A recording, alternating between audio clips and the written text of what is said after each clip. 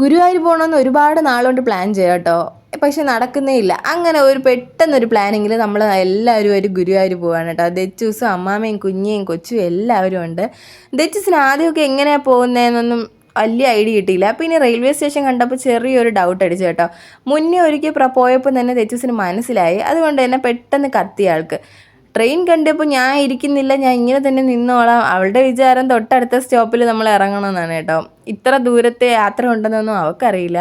അപ്പോൾ railway station കണ്ടത് തന്നെ ഇത് എവിടെ കണ്ടാലും ഈ ടോയ്സ് എവിടെ കണ്ടാലും ദച്ചൂസിന് അപ്പോഴും വേണമെന്ന് പറയും. അങ്ങനെ അച്ഛൻ വാങ്ങിക്കൊടുത്തു. അതൊക്കെ കളിച്ചതിന് ശേഷം എന്താ അമ്മാമ്മ കുറച്ച് സ്നാക്സും എല്ലാം പാക്ക് ചെയ്ത് എടുത്തിട്ടുണ്ട് കേട്ടോ. എനിക്ക് വിശക്കുന്നേ എന്നും പറഞ്ഞത് ബഹളം വെച്ച് അമ്മാമ്മ മുറുക്കും ബിസ്ക്കറ്റും എന്തൊക്കെയോ എടുത്ത് കൊടുക്കുന്നുണ്ട്. അങ്ങനെ എല്ലാം കഴിഞ്ഞ് 2-3 മണിക്കൂർ കഴിഞ്ഞപ്പോൾ നമ്മൾ പുറത്തുനിന്ന് ചപ്പാത്തി വാങ്ങിയിട്ടാട്ടോ ട്രെയിനിൽ കയറിയത്. നമ്മുടെ വീടിൻ്റെ അടുത്തുനിന്ന് നല്ല സോഫ്റ്റ് ചപ്പാത്തി കിട്ടുന്ന ഒരു സ്ഥലമുണ്ട്, അവിടെ നിന്ന് വാങ്ങിയിട്ടാ ടൊമാറ്റോ കറി ഒരു കയറിയത്. അങ്ങനെ ദച്ചൂസ് പിന്നെ ചപ്പാത്തി കഴിച്ച് നമ്മളത് റൂമിലെത്തി കേട്ടോ. റൂം ഒരു കുഞ്ഞു റൂമായിരുന്നു, 2000 രൂപയായിരുന്നു കേട്ടോ റെൻറ്റ്. എങ്കിലും നമ്മൾ എടുത്തു, ഇത്രയും പേരില്ലായിരുന്നു. അപ്പോൾ രാത്രി 12 മണിയായപ്പോൾ തന്നെ അവിടെ എത്തി കേട്ടോ. നമ്മളാരും ഉറങ്ങാൻ നിന്നില്ല. ദച്ചൂസിനെയും പെട്ടെന്ന് ഉണർത്തിയെടുത്ത് കുളിപ്പിച്ച് എല്ലാവരും റെഡിയായി. 2 മണിക്ക് തന്നെ വടക്കേ നടക്കി അടുത്തുള്ള റൂമിലാട്ടോ നമ്മളെടുത്തത്. പിന്നെ നമ്മൾ പെട്ടെന്ന് പോയി തൊഴുത് ദച്ചൂസിനെ ദച്ചൂസ് വന്ന പാടെ ചൂടെടുത്ത് വലഞ്ഞു കേട്ടോ. അത്രയ്ക്ക് തിരക്കായിരുന്നു, ഭയങ്കര തിരക്കായിരുന്നു അയ്യപ്പന്മാരും എല്ലാവരുമായിട്ട്. അങ്ങനെ ദച്ചൂസ് രാവിലെ അച്ഛൻ ട്രെയിനിൽ നിന്ന് വാങ്ങിച്ച കളിപ്പാട്ടം ഒരു ദച്ചൂസ് നല്ല കളിയാണ് കേട്ടോ. അപ്പോൾ രാവിലെ 7:30 മണിയൊക്കെ ആയപ്പോൾ നമ്മൾ തൊഴുത് തിരിച്ചെത്തി കേട്ടോ. രാത്രി 11:15 അടുത്ത ട്രെയിന്. അപ്പം കുറച്ചുകൂടെ ലേറ്റ് ആവും തൊഴുതിറങ്ങാനെന്ന് വിചാരിച്ചാൽ രാത്രിയത്തെ ട്രെയിന് ബുക്ക് ചെയ്ത്. അപ്പോൾ ഇനി എന്ത് ചെയ്യാമെന്ന് ആലോചിച്ചിരുന്നപ്പോഴത്തേക്കും കൊച്ചും കുഞ്ഞിയൊക്കെ കൂടി ഇവിടെ ഗൂഗിളിൽ നോക്കി അടുത്തൊരു ആനക്കോട്ടയുണ്ട്, നമുക്ക് അവിടോട്ട് പോയാലോ എന്നൊക്കെ പറയും. പിന്നെ പെട്ടെന്ന് തന്നെ നമ്മളെല്ലാവരും റെഡിയായി അങ്ങോട്ട് പോയി കേട്ടോ. അപ്പോൾ എനിക്ക് ഏറ്റവും ഇഷ്ടമുള്ള ആനിമൽ ആനയാണെങ്കിലും എനിക്ക് ഏറ്റവും പേടിയുള്ളത് ആന കേട്ടോ. അപ്പോൾ ആദ്യമൊക്കെ ഞാൻ ഒന്ന് മടിച്ചു. പിന്നെ ഞാൻ വിചാരിച്ചു ഒരുപാടൊന്നും കാണില്ല എന്നും ദൈവമേ അതിൻ്റെ അകത്തോട്ട് ചെന്ന് കയറി കേട്ടോ. ചുറ്റും ആന, അങ്ങോട്ട് തിരിഞ്ഞാലും ആനയാണ്, ഇങ്ങോട്ട് തിരിഞ്ഞാലും ആനയാണ്. എന്ത് ചെയ്യണമെന്ന് ഒരു പിടിപാടുമില്ല.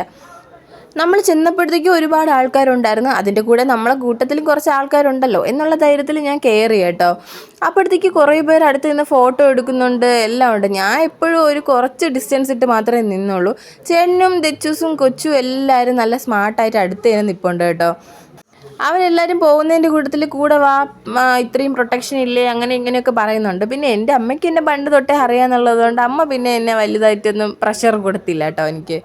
അങ്ങനെ പേടിച്ച് വിറച്ച് ഒരുപാട് സമയം പോയി കേട്ടോ. എന്നിട്ട് അവരൊക്കെ എത്തുന്നതിൻ്റെ മുമ്പേ തന്നെ ഞാൻ ഫ്രണ്ടിലോട്ട് വന്നു. അത് കഴിഞ്ഞ് ഫുഡ് കഴിക്കാൻ കയറിയത് ഫുഡ് വലുതായിട്ട് കഴിച്ചില്ല. കുഞ്ഞിയുടെ കൂടെ കുറച്ച് സൂപ്പ് കഴിച്ചു കേട്ടോ. അത് കഴിഞ്ഞ് നോക്കിയപ്പോൾ പിന്നെയും ഉണ്ട് സമയം. പിന്നെ നമ്മൾ വൈകിട്ടൊക്കെ ആയപ്പോഴത്തേക്കും അടുത്തുള്ള ചാവക്കാട് ബീച്ചിലോട്ട് പോകുമെന്ന് വിചാരിച്ചു കേട്ടോ. നല്ല അടിപൊളി ആംബിയൻസ് ഉള്ള സ്ഥലമായിരുന്നു. നമ്മൾ ഇതുവരെ പോയിട്ടില്ല, നമ്മൾ ആദ്യമായിട്ട് അങ്ങോട്ട് പോകുന്നത് കേട്ടോ. അപ്പോൾ അവിടെ പാർക്ക് അങ്ങനെ ഉണ്ടെന്നൊന്നും നമുക്കറിയില്ല. ബീച്ച് കാണാം, ജസ്റ്റ് ഒന്ന് നടക്കാം എന്നൊക്കെ ചിന്തിച്ചാൽ പോയത്. അങ്ങനെ ചെന്നപ്പോഴത്തേക്ക് ദച്ചൂസിന് വണ്ടടിച്ച് പോയതുപോലത്തെ ഒരു പാർക്ക് കേട്ടോ. നല്ല അടിപൊളി ഒരു പാർക്കായിരുന്നു. അപ്പോൾ നമ്മൾ ഇവിടുന്ന് നേരെ റെയിൽവേ സ്റ്റേഷനിലോട്ട് പോകാമെന്നുള്ള കണക്കിന് ബാഗും ലഗേജും എല്ലാം തൂക്കി പറക്കിയാണ് വന്നത് കേട്ടോ. അപ്പോൾ എനിക്ക് ദച്ചൂസ് ഉള്ളതുകൊണ്ട് എനിക്ക് പ്രത്യേകിച്ച് ലഗേജൊന്നും ഇല്ലായിരുന്നു. ബാക്കി എല്ലാവരുടെ കയ്യിലും ഒരു കവറും കിറ്റും ബാഗും എല്ലാം ഉണ്ടായിരുന്നു. അങ്ങനെ നടന്ന് വന്നപ്പോഴത്തേക്കും ദച്ചൂസ് സ്ലോ മോഷൻ ആവുന്ന ഈ വീഡിയോ തന്നെ കാണുന്നുണ്ടല്ല, ആ പാർക്ക് കണ്ടിട്ടാണ്. പിന്നെ നമ്മൾ ബീച്ചിന് അങ്ങോട്ട് പോയി. അപ്പോഴത്തേക്കും അവിടെ കുറേ പേരൊക്കെ ഉണ്ടായിരുന്നു. പിന്നെ കുറച്ച് നേരം കടലൊക്കെ കണ്ട് നേരെ പാർക്കിലോട്ട് തന്നെ പോയി.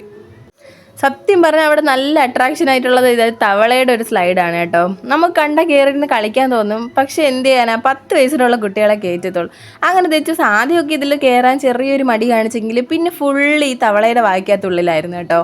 അങ്ങനെ അവസാനം നമ്മൾ റെയിൽവേ സ്റ്റേഷനിലെത്തി. 10:15 എത്തി കേട്ടോ. 10:15 എത്തിയപ്പോൾ നമ്മൾ ട്രെയിൻ അവിടെ ഒരനക്കം ഇല്ലാതെ അങ്ങനെ നിർത്തി ഇട്ടേക്കുന്നുണ്ടായിരുന്നു. പിന്നെ കുറേ നേരം അവിടെ ഇരുന്നു, വെയിറ്റിംഗ് റൂമിൽ കയറി, ഇങ്ങനെയൊക്കെ കുറേ നേരം സമയം പോയി.